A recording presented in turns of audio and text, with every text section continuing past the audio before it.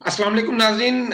रात काफ़ी हो चुकी है लेकिन वक्त की ज़रूरत है। शायद आपको डिस्टर्ब कर रहा हूँगा लेकिन जो मुश्किलात इस वक्त आ रही हैं, आम आदमी को जो मुश्किल आ रही है, तज़ब्ज़ब का शिकार है आम आदमी इस वक्त पूरे जम्मू कश्मीर के अंदर ही नहीं, मैं हिंदुस्तान की बात करूँगा कि ये दिन ब दिन एक क्या नई चीज़ रूनुमा हो रही है इस सियासत में। मैं बात करूं कि आजाद साहब का जो दौरा था जम्मू का, जब आजाद साहब को एक ग्रैंड रिसेप्शन दी गई, एक बड़ी अच्छी तरह से वेलकम किया गया, तो हम जो सहाफ़ी लोग हैं, हमें भी और आम पब्लिक ने भी ये सोचा था कि कहीं न कहीं अपोज़िशन जो है वो स्ट्रांग हुई है जम्मू में। लेकिन उसका उलट हमें दूसरे दिन देखने को मिला है, जबकि आज़ाद साहब का पुतला जलाया गया और उनके खिलाफ जो है यहाँ नारेबाज़ी की गई। इसी सिलसिले में हम बात करने के लिए मेरे साथ मौजूद हैं इस वक़्त, किसी भी तारुफ का मोहताज नहीं है ये दोनों शख्सियत। इमरान जफर साहब मेरे साथ मौजूद हैं जो डीडीसी के मेंबर भी हैं। इमरान साहब, खैर मकदम है आपका प्रोग्राम में। शुक्रिया जनाब, बहुत बहुत शुक्रिया आपका। और गुफ्तार अहमद चौधरी साहब, आप बखूबी जानते हैं इनको, इनके काम, इनका जो आवाजें उठाना, हक की आवाज जो है हमेशा बुलंद करते रहते हैं। गुफ्तार साहब, आपका भी खैर मकदम है। बहुत बहुत शुक्रिया महमूद भाई, बहुत शुक्रिया। इमरान साहब, मैं आपके पास आऊंगा कि ऐसी क्या वजह रही, वो दिग्गज चेहरा, वो दिग्गज नेता जिनकी तारीफ अपोजिशन के मिनिस्टर, लीडर या किसी और कार्यकर्ता ने नहीं, बल्कि प्रधानमंत्री ने खुद ये तारीफ की कि अपोजिशन को ऐसा लीडर नहीं मिलेगा, और जम्मू के अंदर उसी लीडर का पुतला जला के हाय हाय की आवाज क्यों आई? महमूद भाई, इतना बवाल क्यों? क्या ये आवाज क्या राहुल जी ने उठाई है क्या? क्योंकि हमें जो भी कोई प्रोग्राम मिलता है, कोई प्रोटेस्ट अगर हम करते हैं, तो हमें दिल्ली से आदेश आता है या हमें पार्टी प्रेसिडेंट से हमें आदेश आता है। ना ही हमें कोई ऐसा आदेश आया है कि गुलाम नबी आजाद साहब के पुतले जलाए जाएं। अब एक इंसान अगर अपनी मर्जी 20-25 लोग लेके जाता है, मैं किसी का नाम नहीं ले रहा हूं यहां पे, क्योंकि ये खामखा एक ऐसा कल परसों से ये चल रहा है। मेरे ख्याल से ये होना ही नहीं चाहिए था। मतलब इसके बारे में डिस्कशन करने की जरूरत ही नहीं है। कहां गुलाम नबी आजाद साहब, कहां कहां? हाँ? और कहां हम जैसे लोग अगर गुलाम नबी आजाद साहब के की शान के खिलाफ अगर बात करेंगे, तो मेरे ख्याल से अगर ये इशू बने तो बदकिस्मती की बात है। आज मैंने एक इंटरव्यू किया है शाहनवाज चौधरी साहब का, तो उन्होंने ये क्लेम किया है कि मैं अभी भी कांग्रेस में हूं और मैं अभी भी कांग्रेस का सिपाही हूं, और मेरी कांग्रेस के कुछ जो और दूसरे लीडर हैं उनसे भी बात हुई। उन्होंने ये कहा कि जो शाहनवाज साहब जो हैं वो कांग्रेस में नहीं हैं, वो एक बागी जो हैं वो लीडर है, बागी नेता है। लेकिन वो अभी भी क्लेम कर रहे हैं। उन्होंने कहा कि क्या आपके पास इंडियन नेशनल कांग्रेस की तरफ से कोई नोटिस आया है या आपने कोई प्रेस कॉन्फ्रेंस देखी है? तो मैंने तो नहीं देखी। मैंने कहा जी नहीं देखी। तो फिर आप कैसे कह सकते हैं कि मैं कांग्रेस का हिस्सा नहीं हूं? तो आप क्या समझते हैं इसको? देखिए, ये तो डिसाइड करेगी पार्टी के वो कांग्रेस का हिस्सा है या नहीं है। मैं इसमें कुछ ना ही बोलूं तो वो बेहतर है, क्योंकि ये पार्टी का डिसीजन है। बाकी आपको पता है कि जब गुलाम नबी आजाद साहब का ये जो 3 दिन का दौरा लगा यहाँ जम्मू कश्मीर में, तो लोगों के दिलों में, मैं आप यकीन मानिए कि जब गुलाम नबी आजाद साहब 2008 में यहां से जब गए थे ना, तो मैं उस दिन से ही दुआ मांगना मैंने शुरू किया था, क्योंकि सबको पता है गुलाम नबी आजाद साहब के वो 2.5 साल, वो आज भी हम याद करते हैं कि कैसे हमारे नौजवान, कैसे हमारी जो बेटियां, कैसे हमारे जो जम्मू कश्मीर के जो नौजवान थे वो इज्जत की जिंदगी बसर कर रहे थे उनके राज में। तो ये आप ये समझिए कि जो उस वक्त हुआ था ना, एक एक चाल जैसे चली गई थी, तो अब भी वैसी चाल आप मान लीजिए कि वैसी चाल चल रही है अभी।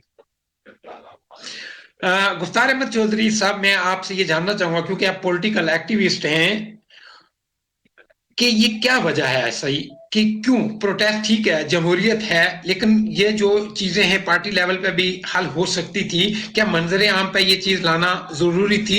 और अगर प्रोटेस्ट है तो आप क्या समझते हैं, इसको किस एंगल से देखते हैं as a political activist? Mahmood भाई, पहले तो आपका बहुत शुक्रिया। एक तो इमरान जफर साहब ने क्या बातें कही वो मुझे समझ में नहीं आई, क्योंकि आवाज जो है वो काफी थोड़ा जो है वो रुक रुक के आ रही थी, तो मुझे उनकी बहुत कम बातें जो है वो समझ में आई कि आखिर इमरान साहब ने क्या क्या बातें कही हैं। क्योंकि वो कांग्रेस से ताल्लुक रखते हैं, कांग्रेस पार्टी के साथ उनका बहुत पुराना जो है वो रिश्ता है, तो मैं चाहता था कि इमरान भाई की मैं बातें सुनूं, लेकिन बदकिस्मती से इमरान भाई ने क्या कहा वो मुझे समझ में नहीं आया। खैर, अब मैं चलो अपनी बात जो है वो आगे रखता हूं। अगर मेरी आवाज जो है वो सुनाई दे रही है, पता नहीं ऑडिबल हूं या नहीं हूं, नहीं, लेकिन बिल्कुल बिल्कुल बिल्कुल आपकी मैं आवाज आ रही बीइंग है, आप बोलिए। Political analyst being political analyst कह लो या एक्टिविस्ट कह लो, मैं एक ही बात कहूंगा, इस बात से शुरू करूंगा कि जम्मू कश्मीर में जो भी चीजें होती हैं, whatever happens in Jammu and Kashmir, that happens for the reason Jammu Kashmir कुछ होना नहीं है। जिस दिन गुलाम नबी आजाद में उनका टाइम पीरियड जो है पूरा हो रहा था, आप मेरी सोशल मीडिया चेक करोगे, मेरे ट्विटर हैंडल चेक करोगे, फेसबुक अकाउंट जो है वो चेक करोगे, तो मैंने एक बात कही थी कि जम्मू गुलाम नबी आजाद साहब का जो कद है वो क्या ही में एक बड़ा कद है, इसमें कोई शक की बात नहीं। उनका जो नाम है उसमें कोई शक की बात नहीं।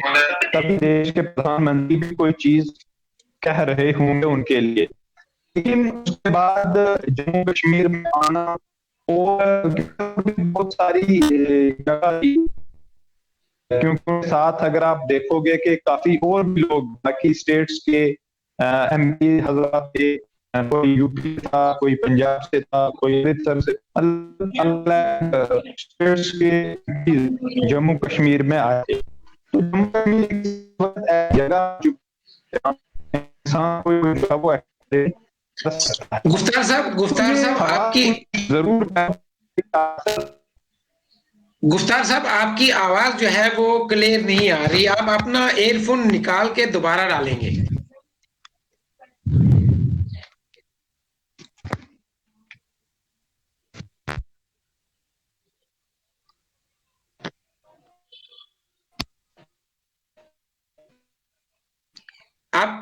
आप सुन पा रहे हैं हेलो। मुझे? हाँ गुफ्तार साहब, आप सुन पा रहे हैं मुझे? हाँ जी, हाँ जी, आ रही है आवाज। हाँ, आप बोलिए आप। जी जी, बिल्कुल आ रही है आवाज। हाँ, आप ठीक है। आ रही है मेरी आवाज? बिल्कुल बिल्कुल आ रही है। पता आप नहीं अपनी मैंने बात क्या कंटिन्यू क्या बोला है, कीजिए। मुझे दोबारा से शुरू करना पड़ेगा। हाँ, आप रिपीट करेंगे प्लीज। देखिए, मैं एक बात कह रहा था कि मैंने बात यहां से शुरू की थी कि जम्मू कश्मीर में जो कुछ भी होता है वो किसी वजह से ही होता है। Whatever happens in Jammu and Kashmir that happens for reason. उसके पीछे बहुत सारी चीजें होती हैं, क्योंकि जम्मू कश्मीर एक एक्सपेरिमेंट का खाड़ा बना हुआ है। कुछ सवाल जो है वो जम्मू कश्मीर के नौजवानों के, या मैं कह लूंगा कि पॉलिटिकल जो एनालिस्ट लोग हैं या एक्टिविस्ट लोग हैं जो दूर से अभी देख रहे हैं जम्मू कश्मीर में चल क्या रहा है। तो पहले मैंने कहा था कि मैं इमरान भाई की बात जो है वो सुनना चाहता था कि आखिर उन्होंने क्या कहा है, क्योंकि इमरान भाई का एक बहुत बड़ा रिश्ता है कांग्रेस के साथ। खैर, बात जो है वो क्लियर नहीं आई, तो उसकी वजह से मैं उनकी बात जो है वो ज्यादा सुन नहीं पाया। आप देखोगे मेरे सोशल मीडिया हैंडल्स देखोगे, आप ट्विटर उठाओगे, फेसबुक उठाओगे, जिन गुलाम नबी आजाद साहब राज्यसभा से उनका जो है टाइम पीरियड पूरा हुआ, मैं कहूंगा कि वो रिटायर हुए, उस दिन अगर आप मेरा भी ट्विटर हैंडल देखोगे तो मैंने भी ये बात कही थी कि गुलाम नबी आजाद जैसा दिग्गज नेता, गुलाम नबी आजाद जैसा टॉपिंग लीडर, वो शायद ही जम्मू कश्मीर को दोबारा मिले और देश को दोबारा मिले। और मैंने ये भी कहा था कि जम्मू कश्मीर के जो भाजपा के लीडर हैं, वो अपने रविंद्र रैना साहब, क्योंकि बहुत सारे मैं देखता रहता हूं कि वो पर्सनली लीडर्स को जो है नॉमिनेट करके जो है वो टारगेट करके उनकी बातें जो है वो करते रहते हैं। कभी मतलब बहुत बार आपने देखा होगा कि रविंद्र रैना साहब कह रहे थे कि ये गुलाम नबी जो है, इसका नाम ही देखो आप, ये गुलाम है, फिर इसको आजाद होना चाहिए। तो मैंने ये बात कही थी कि देश के प्रधानमंत्री से सीखना चाहिए कि देश का प्रधानमंत्री इस बड़े लीडर के लिए क्या कह रहा है। ये एक मतलब जो सच है, जो हम लोग दूर से ऑब्जर्व करते हैं और देखते हैं। लेकिन उसके बाद जो कुछ सवाल पैदा होते हैं, मेरे दिमाग में भी ये सवाल जो है वो पैदा हुआ कि आखिर जम्मू जिस दिन गुलाम नबी आजाद साहब उनका टाइम पीरियड जो है वो पूरा हुआ, उसके बाद वो जम्मू कश्मीर में आए। लेकिन उनके साथ आया कौन लोग? देखो, जम्मू कश्मीर उनका अपना घर था, मोस्ट वेलकम है, उनको आना ही था यहाँ पर। लेकिन उनके साथ कुछ ऐसे लोग आए हैं जिनको आज कांग्रेस की पार्टी कांग्रेस पार्टी ने, शायद मैं समझता हूं कि कहीं ना कहीं सेकंड लाइन में जो है वो रखा हुआ है। शायद कांग्रेस में उनकी उतनी ज्यादा कोई आज की अगर मैं बात करूं, आज की डेट की अगर मैं बात करूं, तो शायद उनका कहीं ना कहीं नंबर थोड़ा पीछे हो रहा है। तो मैंने पहले कहा कि जम्मू कश्मीर में जो चीज होती है वो कोई ना कोई उसके पीछे वजह होती है। जम्मू कश्मीर एक एक्सपेरिमेंट का अखाड़ा बना हुआ है, तो कहीं ना कहीं इसके पीछे कुछ राज जो है वो छुपे हुए हैं। वो आने वाले वक्त में उन चीजों का जो है वो पता चल जाएगा कि आखिर आने वाले वक्त में क्या होगा। जब यहाँ पर डीडीसी इलेक्शंस हुए, मैं ये समझता हूं कि ये जो यहाँ पर लोग आए हुए थे, चाहे वो आजाद साहब हैं, क्योंकि चलो मैं उनके बारे में ये बात नहीं कह सकता कि वो आए हुए थे, क्योंकि वो हैं यहाँ के, वो आ जाएं कल आए, जब भी आए, उनका वो अपना घर है, वो आ सकते हैं। लेकिन उनके साथ जो और लोग हैं, आपको खुद पता है, राज बब्बर साहब थे, मनीष तिवारी थे, या और भी काफी लोग थे, काफी एमपीज, वो जो G23 का ग्रुप जो है वो कह रहे हैं, तो काफी लोग यहाँ पर आए थे। मैं उनसे ये पूछना भी चाहता हूँ कि जनाब, जब यहाँ पर कौंसिल के इलेक्शन हो रहे थे तब आप कहाँ थे? क्योंकि जम्मू में, जो जम्मू प्रोविंस की अगर बात करें, कठुआ, सांबा, उधमपुर, रामबन, डोडा, यहां पर देखो कांग्रेस को बिल्कुल स्वीप कर दिया है। तो इन लोगों को चाहिए था कि जब यहां पर इलेक्शन हो रहे थे तब भी आते। आज क्यों आए? जब इलेक्शन खत्म हो गए, बाकी स्टेट्स में इलेक्शन इस वक्त हो रहे हैं, तमिलनाडु में हो रहे हैं, असम में हो रहे हैं, अपना वेस्ट बंगाल में हो रहे हैं, पुडुचेरी में हो रहे हैं, केरल में हो रहे हैं। वहां पे मैं देख रहा हूं राहुल गांधी जी और प्रियंका गांधी जी अकेले घूम रहे हैं। लेकिन ये जो G23 का एक ग्रुप है, ये जम्मू में आकर एक किस्म की, मैं कहूंगा कि अपोजिशन का रोल ही within the Congress rebel बनकर कह रहे हैं कि हमारी ओरिजिनल कांग्रेस कुछ और है, हमने इंदिरा गांधी जी के रास्ते पे चलना है, हमारी महात्मा गांधी जी वाले रास्ते पे चलना। कहीं ना कहीं बात जो है दिमाग में जरूर आते हैं कि कौंसिल के इलेक्शन में यहाँ पर हमें कोई नहीं दिखा। इमरान जफर साहब ने खुद ही इलेक्शन लड़ा है। अगर बाकी जो लोग प्रोटेस्ट कर रहे हैं, चाहे वो इंडिपेंडेंट लड़े या पार्टी से लड़े, उन्होंने भी अपने हिसाब से खुद ही इलेक्शन लड़ा है। चलो, हमारे लोग अच्छे हैं, राजौरी पुंछ के लोग, उनको मैं समझता हूं कि अच्छी सोच बूझ रखते हैं, इन लीडर्स की जरूरत भी नहीं है। लेकिन कांग्रेस पार्टी को चाहिए थी, ये जो लोग यहाँ पर आज घूम रहे हैं यहाँ पर आके, उनको ये चाहिए था कि जम्मू में वो आकर काम करते, लेकिन ऐसा हुआ नहीं। तो इस हिसाब से बहुत सारे सवाल जो है वो दिमाग में जरूर आते हैं। कुछ ना कुछ तो है जिसकी जनाब पर्दादारी है। इमरान जफर, जैसे गुफ्तार साहब ने ये चीज कही है कि डीडीसी के इलेक्शन में इनको कैंपेन करनी चाहिए थी, यही क्लेम जो है शाहनवाज साहब ने किया था। तो इसमें क्या ऐसी चीज रही कि देखो, जैसे मैंडेट की अगर हम बात करें, मुझे लगता है आपके पास भी मैंडेट लेट पहुंचा, रियाज बशीर नाथ साहब है, उनके पास भी मैंडेट लेट पहुंचा। मैंडेट लेट पहुंचने की वजह क्या थी और क्यों रही, और आगे दिक्कतें भी आती हैं। लेकिन जैसे गुफ्तार साहब ने कहा कि ये जो दिग्गज नेता, दिग्गज चेहरे G23 आज जम्मू के अंदर दिखे, वो उस वक्त क्यों नहीं आए जब डीडीसी का इलेक्शन था जम्मू कश्मीर यूनियन टेरिटरी के अंदर। और इस वक्त देखा जाए तो दूसरी स्टेट में कहीं ना कहीं इलेक्शन चल रहा है, तो इनको वहां होना चाहिए था, ना कि यहां आके ऐसी चीज करना। देखिए, बात सुनिए कि अभी गुफ्तार भाई ने जो बातें कही, कुछ बातें मुझे उनकी बहुत अच्छी लगी, जो मेरे कायद गुलाम नबी आजाद साहब की उनने तारीफ की।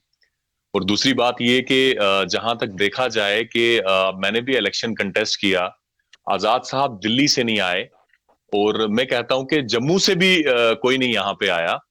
वो उसकी वजह यह है जनाब कि इलेक्शन पे इलेक्शन, इलेक्शन पे इलेक्शन, इलेक्शन पे इलेक्शन। अभी मुझे लगता है कि अभी ये इलेक्शन अभी खत्म हुए ना, तो उसके बाद और इलेक्शन आ जाएंगे।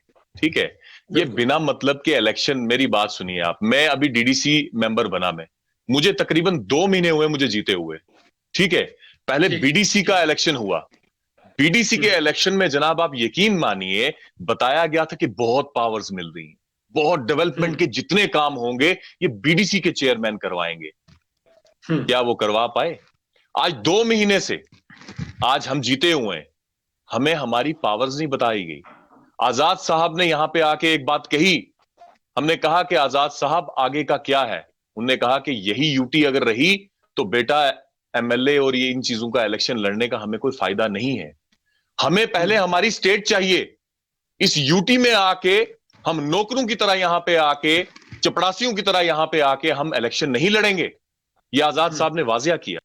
दूसरी बात ये कि आज मैं नाम नहीं लूंगा, मेरी आदत नहीं है किसी की मुखालफत करना, और मैं ये बोल रहा हूं कि ना राहुल जी ने अगर आजाद साहब के लिए बोला होता ना ऐसा, तो इतना वबाल मचा होता तो मैं मानता भी। हाँ, अब मेरे जैसा आदमी राहुल जी के लिए बोल दे या मेरे जैसा आदमी आजाद साहब के लिए बोल दे, उसके लिए इतना बड़ा वबाल हो जाए। लेकिन फिर भी मैं एक चीज कहूंगा कि जो अपने आप को कांग्रेसी कहते हैं, इस चीज को आप समझेंगे कि अगर मैं एक घराने से हूं, एक पार्टी से हूं, हर पार्टी के अंदर जो है मतभेद हो सकते हैं, हर पार्टी में है, बीजेपी में भी होंगे, एनसी में भी होंगे, पीडीपी में भी होंगे, लेकिन जो असली पार्टी का जो लॉयल होगा ना, वो चौराहों में खड़े करके अपनी पार्टी को बदनाम नहीं करेगा। इसका मतलब कि बहुत कुछ जो है वो मेरे ख्याल से बाहर या अंदर से जो है वो साजिश जो है वो चली जा रही है। और मेरी बात सुनिए, सबको पता चल गया कि गुलाम नबी आजाद साहब ये एक ऐसी शख्सियत है जो जम्मू कश्मीर में आके कुछ कर सकते हैं। और एक चीज, आज जो जम्मू कश्मीर के लोग जो आजाद साहब पे सवाल उठाते हैं ना, आप मुझे एक बात बताइए कि 40 साल का उनका पॉलिटिकल करियर है, 40 साल का, क्या उनने दो बोलियां बोली कभी? हमारे जम्मू कश्मीर के जितने भी नेता हैं वो दिन को कुछ बोलते हैं, रात को कुछ बोलते हैं, इस बात को मानते हैं आप? उनका स्टैंड 40 साल से एक ही रहा, वो हिंदुस्तानी थे, हिंदुस्तानी हैं और हिंदुस्तानी रहेंगे। यहां पे जितने भी हमारे पॉलिटिकल पार्टीज के जो लोग हैं, जो लीडर हैं, वो रात को पाकिस्तान की बात करते हैं, सुबह हिंदुस्तान की बात करते हैं, तीसरे दिन चाइना की बात करते हैं। और गुलाम नबी आजाद साहब, जनाब आप मुझे एक बात बताइए, ये एपिसोड करना भी था अगर 6 महीने बाद करना था, जब बाहर के लोगों ने, और यहां पे कद देखो, मेरे बोलने से कुछ नहीं होगा, यहां पे उस लीडर का कद देखो कि जिनके खिलाफ आजाद साहब सबसे ज्यादा बोले। 370 के लिए कौन बोला? आप बताइए ना मुझे। सबसे ज्यादा गुलाम नबी आजाद साहब के बोले। और आज जम्मू कश्मीर के जो बच्चा है उसको पता है कि गुलाम नबी आजाद साहब के दिल में जम्मू कश्मीर के लिए कितना दर्द है। और जहां तक बात की जाए, आजाद साहब को हम पहली बार नहीं आजमाएंगे। आजाद साहब के 2.5 साल हमें याद है, आजाद साहब की हमें नीयत याद है। आज भी इन सब लोगों को जो है वो पता चल गया, आजाद साहब की कदर जो है वो यहां का हिंदू भी करता है, यहां का मुसलमान भी करता है, राजौरी पुंछ वाले भी करते हैं, कश्मीर वाले भी करते हैं। आज आजाद साहब का एक नाम है।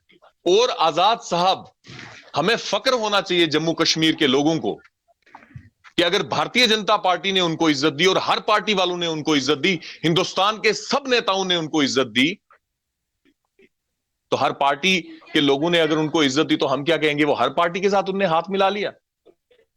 उनका 3 दिन का प्रोग्राम था, 3 दिन का प्रोग्राम। 3 दिन के प्रोग्राम में मैं तीनों दिन में उनके साथ रहा।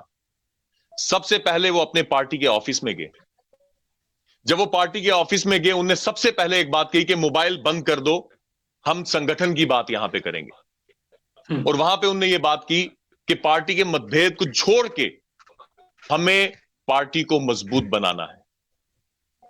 और उन्होंने ये भी कहा कि कुछ लोग कहते हैं कि प्रधानमंत्री जी ने मेरी तारीफ कर दी तो मेरा हाथ जो है वो बीच में से मिला हुआ है।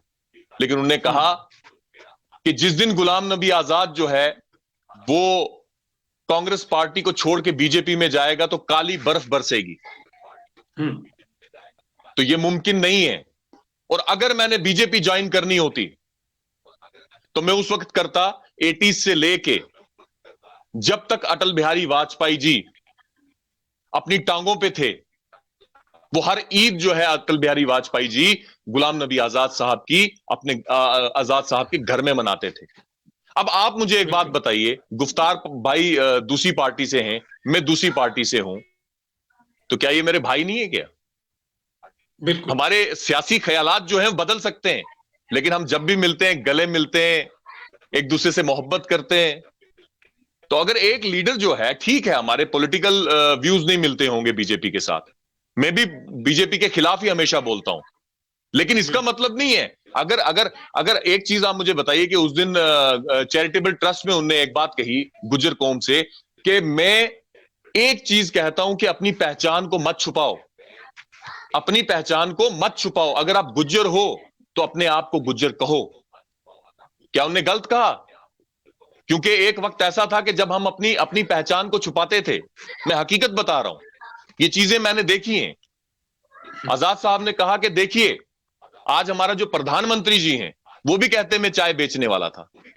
क्या गलत कह दिया उन्होंने? इसमें कौन सा वबाल हो गया? कहां पे बीजेपी की तारीफ हो गई? जो जिस दिन गांधी ग्लोबल फैमिली का जो प्रोग्राम था वहां पे तो उनने कांग्रेस को मजबूत करने की बात की।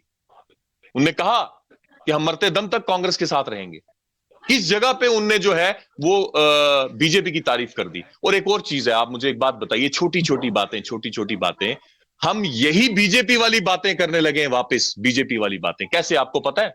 मैंने एक न्यूज पता नहीं किसमें वो आया हुआ था कि केसरी पगड़ी पहनी हुई थी और उन्होंने बोला कि इसका संकेत ये है कि ये भगवा रंग यहां पे लाना चाहते हैं। मैंने भी पढ़ा था सोशल साइट्स में। हाँ, लेकिन एक चीज आप मुझे बताओ, क्या हमारा लेवल इतना गिर गया है क्या? अब हमारी पगड़ियों की जो रंग है वो हमें बताएंगी कि ये भगवा रंग है या क्या है? अगर वो किसी ने डोगरा समाज ने अगर वो इज्जत से रखी उनके सर पे, हाँ, फिर वो बात रिपीट हो गई ना। आज जो वो लोग बातें कर रहे हैं, एक वक्त में मोदी जी ने भी टोपी पहनने से इनकार किया था, मुसलमानों की टोपी पहनने से इनकार किया था। तो क्या आजाद साहब को ये टोपी पहनने से इनकार करना चाहिए था? तो फिर तो बीजेपी में और हमारे में तो कोई फर्क ही नहीं होना चाहिए। गुफ्तार साहब, मैं आपके पास आऊंगा। आप मुझे सुन पा रहे हैं? गुफ्तार भाई, आप मुझे सुन रहे हैं? हाँ, आप ये बताएंगे कि जैसे इमरान साहब ने ये, हाँ, इमरान साहब ने ये चीज बोली है, एक तो पगड़ी की बात है, दूसरा इन्होंने ये चीज बोली है कि आजाद साहब ने यहाँ आके क्या ऐसी चीज कही कि अगर किसी की तारीफ करना कोई गलत बात नहीं है। हमारे पॉलिटिकल डिफरेंसेस जो हैं वो हो सकते हैं, लेकिन इंसानियत, इखलाक, हुस्न इखलाक की अगर हम बात करें उसमें की जा सकती है। लेकिन यहाँ ऐसी क्या तारीफ हुई जिसकी वजह से इतना बड़ा बवाल बना? देखिए, जहां तक तारीफ की बात है ना, तो मैं भी इसमें ये समझता हूं कि किसी की तारीफ करना ये कोई गलत बात है नहीं। क्योंकि देखो, तारीफ करने में अगर हम देश का हमारा प्रधानमंत्री है या चीफ मिनिस्टर है, देखो हम प्रधानमंत्री से भी मिलेंगे, चीफ मिनिस्टर से भी मिलेंगे, हम उनको अपोज भी करेंगे। यही डेमोक्रेसी का यही तो मजा है। हम डेमोक्रेसी की जब हम बात करते हैं, डेमोक्रेटिक सेटअप की बात करते हैं, सिस्टम की बात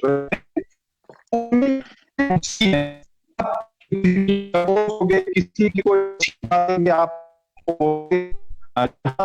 के प्रधानमंत्री की बात, हर आदमी, मतलब मैं वो आई उनका जबरदस्त क्रिटिसिज्म अक्सर आप देते भी रहोगे, लेकिन कुछ चीजें वो इंसान को माननी चाहिए कि वो से आया, कैसे भी आया, जैसे वो हम बात नहीं करेंगे, क्या किया क्या नहीं किया वो हम बात नहीं करते, लेकिन ये भी देखना चाहिए कि क्या उसके वालिद साहब वो प्राइम मिनिस्टर थे या कोई उसका पॉलिटिकल बैकग्राउंड है, वो अलग आया जैसे, उस बात को मैं नहीं करूंगा। मेरा कहने का ये मतलब है कि पॉलिटिक्स में, डेमोक्रेसी में यही चीजें आती हैं। आप क्रिटिसाइज भी करते हो, आप किसी को अपोज भी करते हो, आप अच्छी बात है तो आप वो भी कहनी भी चाहिए, सब कहनी भी चाहिए। जैसे मैंने पहले ही आपको कहा कि आजाद साहब यहाँ पर आए जिस दिन वो राज्यसभा से रिटायर हुए, मेरा आप सोशल मीडिया देखोगे, मैंने उनकी जो है वो उनके लिए कुछ अच्छा लिखा होगा, लेकिन आज मैं उनसे सवाल भी पूछ रहा हूँ कि जनाब आप यहाँ पर आए, हमारे आपका घर है, आप आओ, जैसे आप कल आते, उसी दिन आते या एक महीने बाद भी आते, उससे किसी को भी प्रॉब्लम नहीं है और ना हो भी।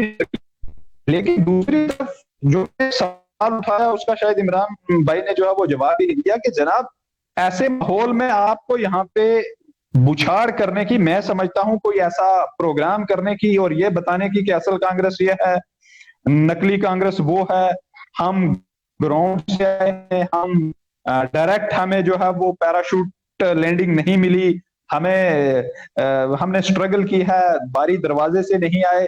तो ये चीजें बहुत सवाल जो है वो उठाती हैं, और ऐसे वक्त में जब जम्मू कश्मीर में सब चीजें जो है वो थम गई हुई हैं, तो इस तरीके से आना और एक और साथ, मैंने पहले भी कहा ना कि इतने लोगों के साथ आना जो जिनका पार्टी से काफी वक्त का जो है वो लेना देना भी है, अच्छी अच्छी पोस्ट पर रहे हैं, और आज वो अगर विद द पार्टी करें तो ये बहुत सारे सवाल जो है वो पूछते रहते हैं। तो वही सवाल जो है मैं भी पूछ रहा हूँ, आखिर क्या ऐसा क्या हो गया है अचानक से यहाँ पर पूरे देश में एक माहौल बना हुआ है अभी बाकी स्टेट्स में इलेक्शंस का, तो यहाँ पर तो अभी एक तरीके से मैं यही कहूंगा कि डीडीसी के अभी इलेक्शन हुए हैं, एक नॉर्मलसी भी है, और यहाँ पर आके इस तरीके से शो करने और पूरी टीम यहाँ पर कहना कि हम बड़ी पैराशूट लैंडिंग नहीं हुई, हम बड़ी मेहनत करके आए, स्ट्रगल करके आए। तो ये सवाल जो है काफी जो है वो निकलते हैं, ये सवाल जो है इमरान साहब ने उस चीज का जवाब नहीं दिया कि अगर दूसरी जो रियासतें उनमें इलेक्शन चल रहे हैं, इस वक्त यहाँ आके ये चीज क्या करने की जरूरत थी। जनाब, बात यह है कि ये डिसाइड तो राहुल जी ने करना है कि कौन सी रियासत में जो है वो कौन जाएगा। मैं आपको सीधी एक बात कहूं कि इस वक्त आजाद साहब की जरूरत सबसे ज्यादा जम्मू कश्मीर में है। जम्मू कश्मीर एक तरह से जो है जनाब लुट गया है, और आप मुझे बताइए कि आजाद साहब के बगैर ऐसा कौन सा चेहरा है जो रियासत को बचा सकता है। अगर वो अपने इलाके में यहां पे आए, जब सवाल इतने बड़े हो रहे हैं, वो वहां पे क्यों नहीं गए? नहीं, राहुल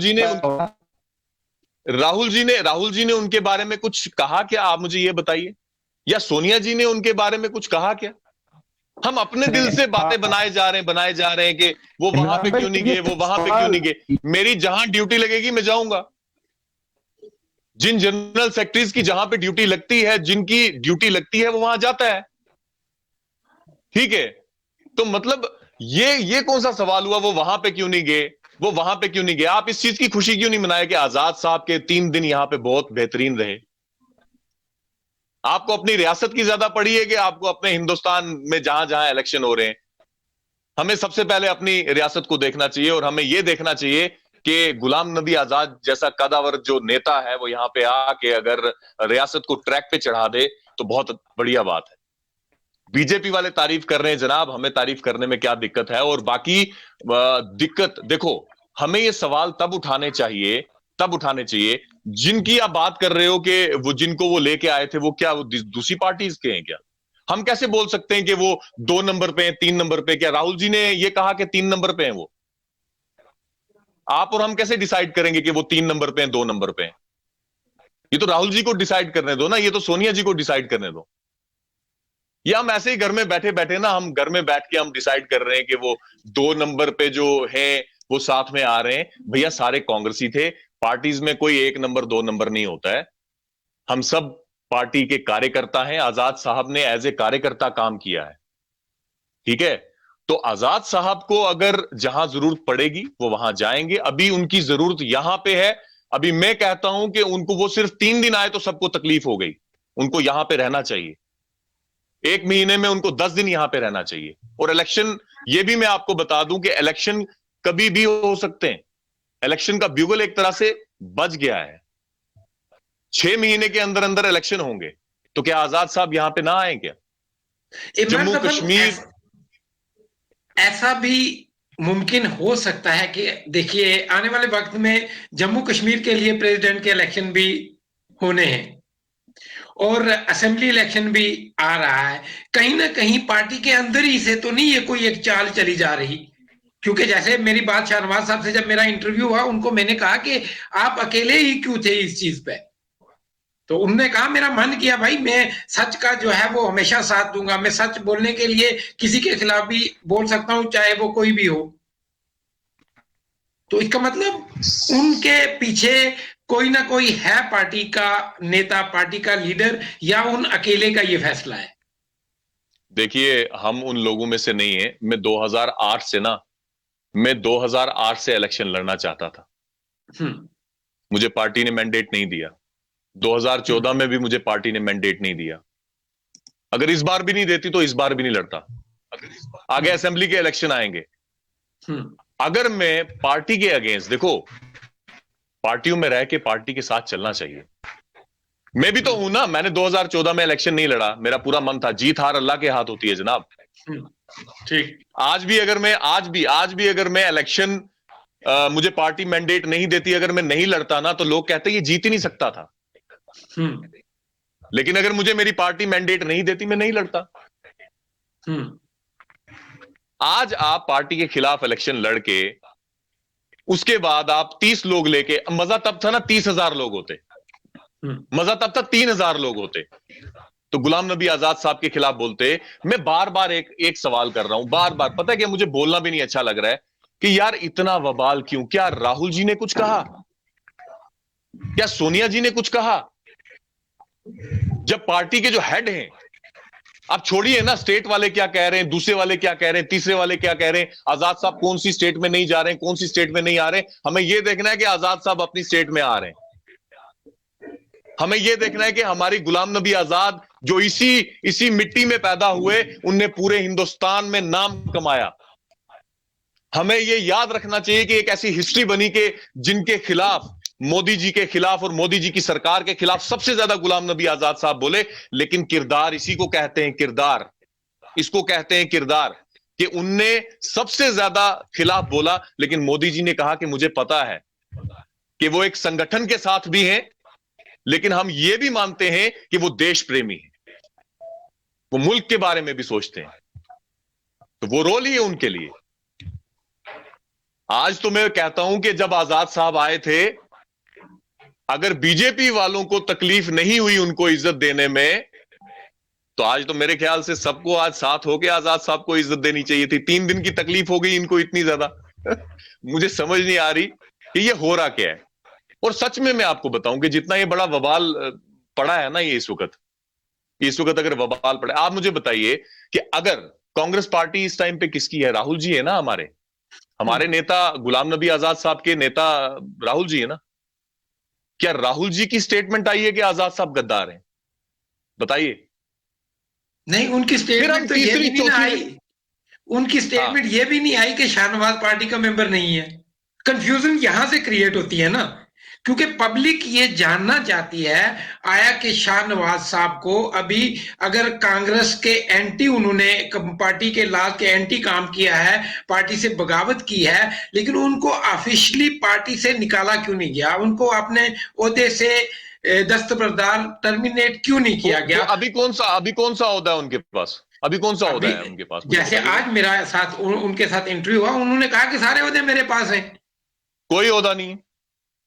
अभी कौन सा ओहदा है उनके पास? सेक्रेटरी भी हूं मैं, सोशल मीडिया का इंचार्ज हूं, ट्विटर अकाउंट जो है वो मैं चलाता हूं ऑफिशियल कांग्रेस का। उसके बाद डेली एक्सेलसियर का आज उन्होंने जिक्र किया, अभी तक तो मैंने अखबार देखा नहीं है। डेली एक्सेलसियर में उन्होंने कहा है कि आज डेली एक्सेलसियर में जो जम्मू कश्मीर के स्पोक पर्सन है रविंद्र शर्मा, उनकी स्टेटमेंट आई है कि जो शाहनवाज है ये अभी कांग्रेस का है, अभी भी हमने इनको कांग्रेस से नहीं निकाला गया। ये कहीं ना कहीं पब्लिक डोमेन में ये कंफ्यूजन है।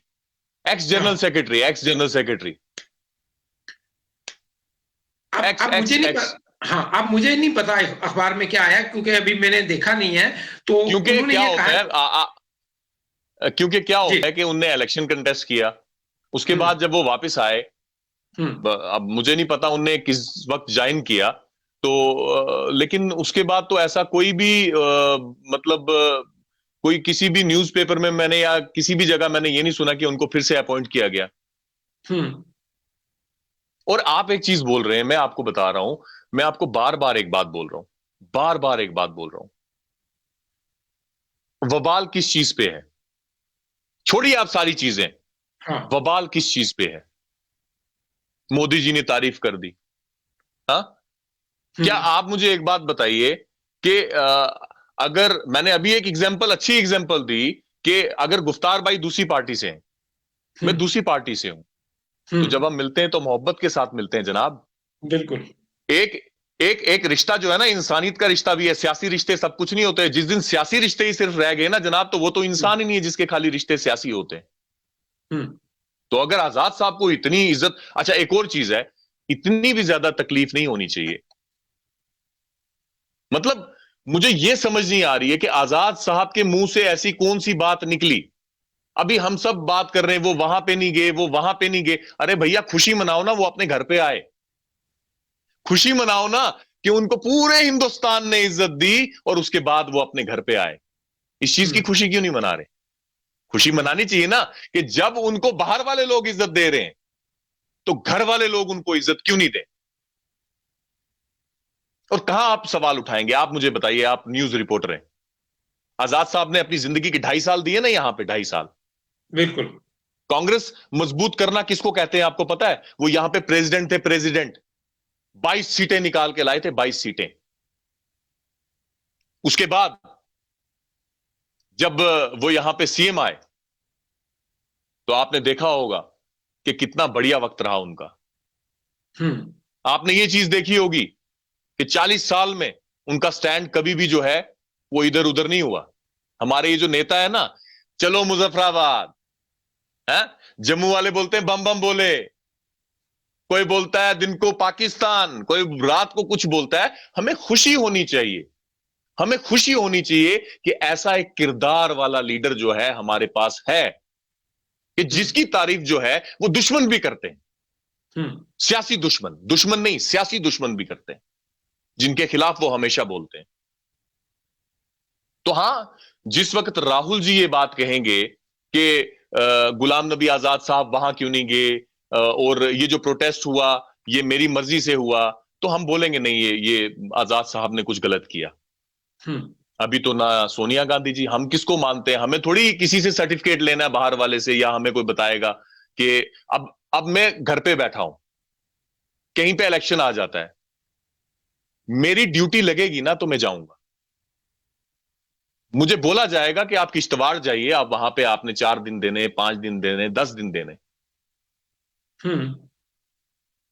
ठीक है, एक भी स्टेटमेंट आप बताइए ना मुझे अभी राहुल जी के आजाद साहब के खिलाफ, जब से वो प्रोग्राम करके गए। आप बोलते हो कि शाहनवाज साहब के खिलाफ क्यों नहीं बोला? मैं नहीं बोल रहा हूं उनके खिलाफ, वो क्यों बोलेंगे? मैं बोल रहा हूं आपको कि ये कोई मुद्दा ही नहीं है। अगर आजाद साहब के लिए 10,000 लोग इकट्ठे होकर प्रोटेस्ट करते ना उनके खिलाफ, तो हम कहते कि नहीं वाकई आजाद साहब कुछ गलत करके गए। अब मैं कल परसों 20-25 टोटरू पकड़ूंगा और हाय हाय कर लूंगा, ये थोड़ी बात होती है। ऐसे मैं बार बार बोल रहा हूं किसी के खिलाफ। इमरान साहब सबसे बड़ी कंफ्यूजन जो है ना वो इस वक्त फिर है, मैं फिर से ये दोहराऊंगा कि क्या आजाद साहब को सब लोग बड़ा दिग्गज चेहरा मानते हैं? मुझे नहीं लगता इससे पहले कहीं आजाद साहब का पुतला जलाया गया हो। जहां तक मैंने स्टडी की है मुझे नहीं मिला। तो पुतला जलाया इसका गया। जवाब हाँ, इसका मैं जवाब सवाल मैंने पूरा आपको कर दिया लेता ना। हूं। हाँ, मैं सवाल पूरा कर लेता हूं। पुतला जलाया गया, कांग्रेस की जो आला सतह है, जो स्टेट लीडरशिप नहीं सेंट्रल लीडरशिप की मैं अगर बात करूं, क्या वहां से कोई नोटिस निकला कि ये ऐसा नहीं होना चाहिए था? आजाद साहब के खिलाफ जब बोला गया, वहां से प्रेस कॉन्फ्रेंस क्यों नहीं आई? वहां से कोई ऐसा मैसेज क्यों नहीं आया? इसकी वजह मालूम करना चाहते हैं लोग। जनाब, राहुल गांधी जी के खिलाफ, मोदी जी के खिलाफ, आजाद साहब के खिलाफ दिन में 10 हजारों पुतले जलाए जाते हैं, हजारों ये सब कुछ होता है। तो अब इन छोटी छोटी बातों पे अगर दिल्ली से स्टेटमेंट आने लगे तो आप मेरी बात को आप फॉलो नहीं कर रहे हो कि मतलब एक शख्सियत अगर कोई पुतला जलाना। मैं बोलता हूं समझ कि चुका हूं। शायद आपका कहना यह है कि जो पुतला जलाने वाला है, जो प्रोटेस्ट करने वाला है, उसको अहमियत नहीं दी जा रही है। अगर अहमियत दी जाती तो पार्टी मैंडेट देती, पार्टी अपने मैंडेट से लड़वाती। हाँ। अहमियत अगर दी जाती तो पार्टी अपने मैंडेट से लड़वाती। देखिए, बार बार आप किसी शख्स का नाम मत लीजिए। मैं आपको एक ही बात कह रहा हूं, बात आती है राहुल गांधी जी पे, क्योंकि मेरी एक आदत है, मैं किसी का नाम लेके किसी के खिलाफ नहीं बोलता हूं। मैं ये आपसे कह रहा हूं कि अगर ये प्रोटेस्ट, अगर 5,000 लोगों का प्रोटेस्ट होता ना, तो हम कहते कि वाकई आजाद साहब ने कोई वबाल कर दिया। अरे आजाद साहब को तो लोगों ने ऐसी इज्जत दी, फूल मालाएं, बैंड बाजा, इतने बढ़िया प्रोग्राम हुए। और सबसे पहले वो अपने कांग्रेस के ऑफिस में गए, और हमारे जीए मीर साहब ने कहा, उनने कहा कि गुलाम नबी आजाद साहब हमारे नेता हैं। पार्टियों के अंदर, मैंने आपको कहा ना, पार्टियों के अंदर हो सकता है कि शाहनवाज साहब की और आजाद साहब का नहीं मेल खाता हो। ये कोई गलत बात नहीं है, ये कोई गलत बात नहीं है। पार्टियों के अंदर भी जो है वो रंजिशें होती हैं। आप मुझे एक बात बताइए कि आपके घर में अगर भाइयों भाइयों में रंजिश है, तो कल जनाब आप चौक में जाके दोनों भाई एक दूसरे का मुंह तोड़ के आओगे, आप बताओ आपको कौन अक्लमंद कहेगा? या आप अपने भाई के खिलाफ, या आप अपने वालिद साहब के खिलाफ, या आप अपने घर के बड़े के खिलाफ जो है वो जाके अगर आप गालियां निकाल के आओगे उनको, तो आपको कौन अक्लमंद कहेगा? आप मुझे बताइए। बिल्कुल। आज, हाँ, आज मुझे आप एक बात बताइए, ठीक है, मीर साहब है या बाकी लोग हैं, अगर किसी के साथ सोच नहीं मिलती तो मुझे क्या करना चाहिए? मुझे कल मेंढर के चौक में जाके उनको हाय हाय करना चाहिए? नहीं, ये पार्टी के इंटरनल मामले होते हैं, ये गैर सियासी बात हुई है। मजा तब था कि आजाद साहब ने अगर कोई ऐसी गलत बात की तो राहुल जी बोलते। मैं बार बार आपसे एक बात कहता हूं कि मजा तब था कि राहुल जी बोलते, सोनिया जी कहते कि गुलाम नबी आजाद साहब ने एक गलत कदम उठाया है। गुलाम नबी आजाद साहब को, हमारे वहां इलेक्शन चल रहे हैं तो हमने उनको वहां भेजा, वो वहां की जगह वो जम्मू कश्मीर चले गए। जब पार्टी के जो बड़े हैं उनको तकलीफ नहीं है, हा? और ये एक लेवल होता है, मेरी बात समझे। मेरी मुखालफत शाहनवाज भाई के साथ अच्छी लगती है, मेरी मुखालफत जो है वो गुफ्तार भाई के साथ अच्छी लगती है। हमारा लेवल है, एक हमारा लेवल है, ठीक है। मेरा इतना भी लेवल नहीं है कि मैं अपने पार्टी प्रेसिडेंट के खिलाफ बात करूं, मैं अपनी पार्टी प्रेसिडेंट के पुतले जलाऊं, ठीक है। तो गुलाम नबी आजाद साहब तो हिंदुस्तान के लीडर है। आज जब ये सवाल उठा रहे हैं ना, ये क्या नाम है इसका, आजाद साहब पे, तो सबसे पहले जो सवाल उठाया जा रहा है, उंगली उठाई जा रही है इंदिरा जी पे, जिन्होंने आजाद साहब को उठा के दिल्ली में पहुंचाया और एक नेता बनाया। यह सवाल उठाया जा रहा है राजीव जी पे, यह सवाल उठाया जा रहा है सोनिया जी पे, कि जब सोनिया जी के साथी, जीवन साथी उनके साथ नहीं रहे, उनकी सास जो है उनके सर पे नहीं रही, तो आजाद साहब ने साथ में चल के पार्टी को चलाया। ये सिर्फ एक मेरे ख्याल से एक मुनाफकत हो रही है हमारी पार्टी में, कि पार्टी के अंदर रह के पार्टी को बदनाम किया जाए। पार्टी कब तक, आपको क्या लगता है कि पार्टी का जो इस पे आत्मी फैसला होगा उसमें कितना टाइम लग सकता है? कब ये चीज लोगों के पब्लिक डोमेन में क्लियर होगी? देखिए, मैं आपको बार बार एक बात कह रहा हूं कि ये पार्टी के फैसले हैं। मैं ना ही प्रेसिडेंट हूं पीसीसी का, ना ही मैं कोई इतना कदावर लीडर हूं, ना ही मैं ये कहता कि शाहनवाज साहब कांग्रेसी हैं या नहीं है। मैं सिर्फ आपको इतनी बात कहता हूं कि अगर हमारे पार्टी के नेशनल प्रेसिडेंट जो हैं वो आजाद साहब के, क्योंकि हमें जो भी कोई प्रोग्राम आता है ना जनाब, हर पार्टी का एक सिस्टम है। हमें अगर बीजेपी के खिलाफ बोलना होता है तो पहले पार्टी का प्रोग्राम आता है कि भाई आप प्रोटेस्ट कीजिए, आज हिंदुस्तान में हमने प्रोटेस्ट करना है। तो अगर पार्टी के इतने कदावर नेता के खिलाफ अगर इतना बड़ा अगर ये इनने जो ये हाय हाय किया, तो किसके इशारे पे किया? क्या राहुल जी ने इनको कहा था? क्या प्रोग्राम दिल्ली से आया था? क्या राहुल जी ने दिया था प्रोग्राम? बिल्कुल सही बात है। आपने जो अपने लेवल पे बातें कही ये सही है, लेकिन इमरान जफर साहब, अब प्रोग्राम को हम इख्तिताम भी करेंगे, लेकिन थोड़ी बात और हम डेवलपमेंट पे करेंगे। आप एक युवा लीडर हैं, अभी सियासत में आपने कदम जब रखा तो अल्लाह ताला ने कामयाबी से हमकिनार किया और लोगों की काफी उम्मीदें हैं आपके साथ। पीर पंचाल, पूरे पीर पंचाल की अगर हम बात करेंगे, आज तक वहां चाहे वो कांग्रेस की सरकार रही, वो नेशनल कॉन्फ्रेंस, पीडीपी जो भी है, सब ने उनको दरकिनार ही किया है, पूंछता जोरी को खासकर। तो क्या मुद्दे जब आपके जो इख्तियारात हैं वो आप आ जाएंगे आपके पास, तो किन चीजों को प्रायोरिटी पे रखेंगे आप? देखिए, मैंने आपको पहले कहा कि सरकार इलेक्शन पे इलेक्शन करवा रही है। इलेक्शन कंटेस्ट करना, इलेक्शन जीतना कोई मुद्दा नहीं है। आप मुझे एक बात बताइए कि मैं अगर अपने लोगों के लिए, अब उधर से ये सब लोग कहते हैं कि राजौरी पुंछ की जो आवाम है, और स्पेशली एक वर्ड यूज करते हैं कि गुज्जर जो है वो देश प्रेमी है, ना कि हमें किसी सर्टिफिकेट की जरूरत है, ना हमें कांग्रेस के सर्टिफिकेट की जरूरत है, ना हमें बीजेपी की सर्टिफिकेट की जरूरत है। वो हम यहां से हैं, यहां से, ठीक है ना, यहां से नहीं है, यहां से। हाँ, आज आप उन देश प्रेमियों की हालत देखो। सरकार ने वादा किया था बंकर देंगे। आइए ना जनाब, आप कभी यहां पे देखिए कितने बंकर बने।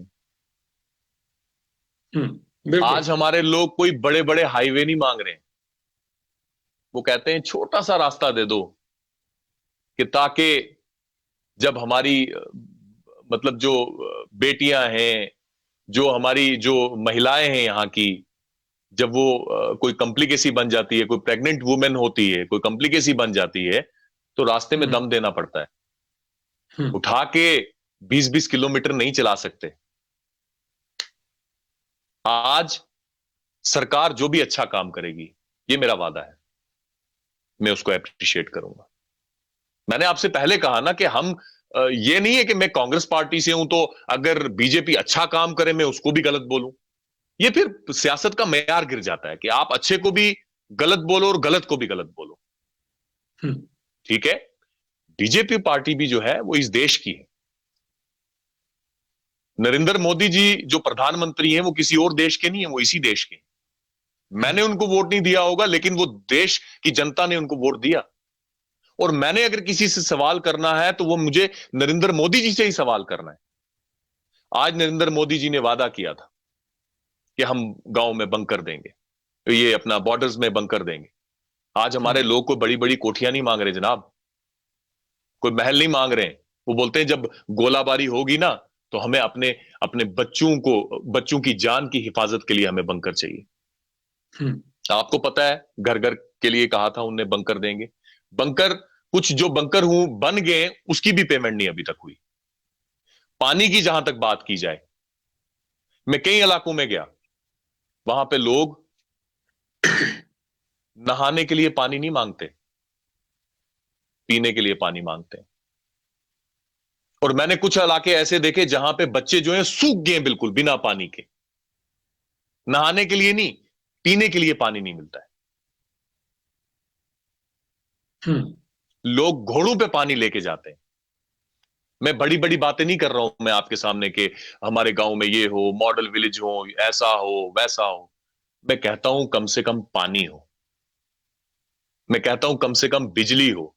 जो हमारी बिजली की हालात है ना, वो खंबे लगे हुए हैं, वो कैसे बांधी हुई तारे, खंबे कौन से लगे हैं, वो छोटे छोटे इतनी इतनी लकड़ियों के साथ वो बांध के वो लेके गए। किसी ने क्रेट की तार बांधी हुई है, किसी ने कुछ, और किसी की लाइट जिसकी लगी ही नहीं है उनको बिल आ रहे हैं। मैं खुद देख के आया हूं। अब आप मुझे एक बात बताइए कि जब हमारे इलाकों में बिजली नहीं है, पानी नहीं है, और सड़कों का तो इतना बढ़िया बिजनेस चला है जनाब कि खाली बिल निकलवाए इनने।